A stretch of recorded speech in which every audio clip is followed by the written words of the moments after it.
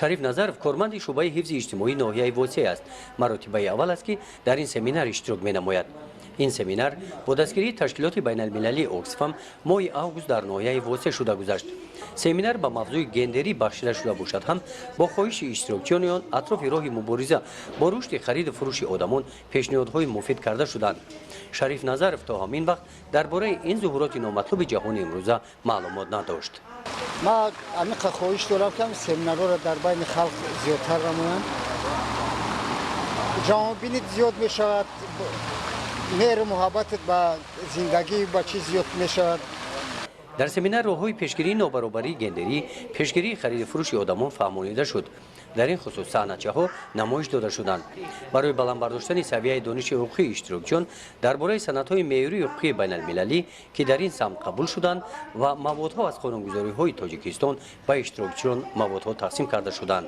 تأثیرات بیشتر از همه مهمترش آن بود که در همین جامعه ما در جمهوری ما باید خرید فروش آدم باید خرید فروش ارگان‌های انسانی معلومات‌تر بشیم. خب میشد که مناطق سمینارها بیشتر شوند در بین عامه‌ها زیادتر گذرانده شوند تا که همین عامه از همین معلومات‌ها باخبر شوند. дар суди ноҳияи восеъ дар соли 2016 бо ҷинояти хариду фурӯши одам кори ҷиноӣ баррасӣ нашудааст.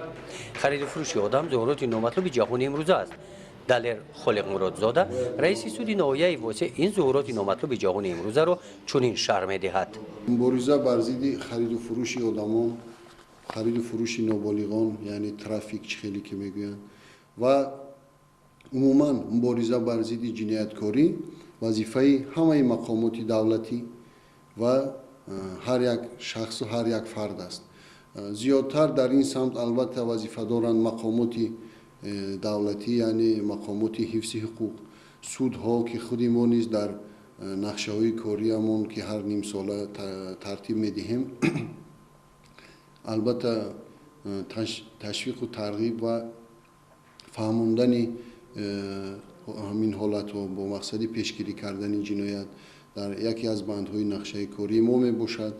инчунин дар ин самт мақомоти прокуратура, мақомоти корҳои дохилӣ ки нозироти алоҳидаи кор бо ноболиғон дар онҷа дида мешавад. албатта ҳамаи ҳуқуқшиносон, ташкилотҳои ҷамъиятӣ ва фикр мекунам ки ҳамаи ҷомеа масъул аст ки бар зидди ин ҷиноят мубориза барад ва бо мақсади пешгирӣ ва ошкор кардани он бо мақомоти давлатӣ ҳамкорӣ ва мусоидат намояд. далер холиқмуродзода мегӯяд дар давраи соҳибистиқлолии тоҷикистон вақте ки тоҷикистон ба ҷомеаи ҷаҳонӣ ҳамроҳ гашт дар роҳи мубориза бо рушди хариду фурӯши одамон тадбирҳои нав ба нав рӯи кор омаданд. дар кодекси ҷиноӣ ворид намудани тағйиротҳо аз ин тадбирҳо мебошанд.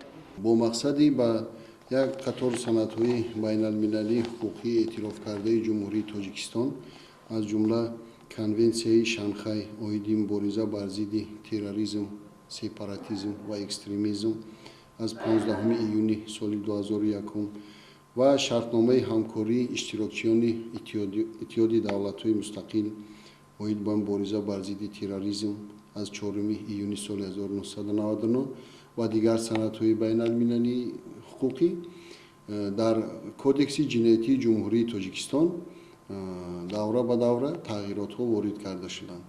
албатта моддаи 167 кодекси ҷиноятии ҷумҳурии тоҷикистон дар бораи хариду фурӯши ноболиғон аз лаҳзаи таҳияи кодекси ҷиноятии мазкур дар кодекс мавҷуд буд ва бо назардошти ҳолати рӯҳонию ҷисмонию психологии махсуси ноболиғон ин модда ин ҷиноят дар моддаи алоҳида бандубаст карда шудааст ва дар раванди такмили қонунгузорӣ ба он 1 августи соли 2003 тағйирот ворид карда шудааст. бо ҳамин мақсад дар кодекс моддаи 103 прим 1 ё ин ки 130 нишонаи 1 13 октябри соли 1998 ворид карда шуда буд. мин баъд бо мақсади такмили раванди қонунгузорӣ 5 январи соли 2008 ба моддаи 130 прим 1 кодекси ҷиноятии ҷумҳурии тоҷикистон ки ҷавобгарии ҷиноятиро барои хариду фурӯши одамон муқаррар мекунад, тағйиротҳои дахдор ворид карда шуда буданд. Бинобар ҳамин бояд қайд кард, ки ҷавобгарии ҷиноятӣ барои хариду фурӯши ноболиғон нисбат ба хариду фурӯши одамон нисбатан шадидтар, яъне ҷазоҳои сахттар пешбинӣ карда шудааст. дар семинаре ки Шариф иштирок дошт, ӯ пешниҳод намуд, ки семинари оянда ба мавзӯи роҳҳои пешгирии хариду фурӯши одамон бахшида шавад. таклифи Шариф қабул карда шуд.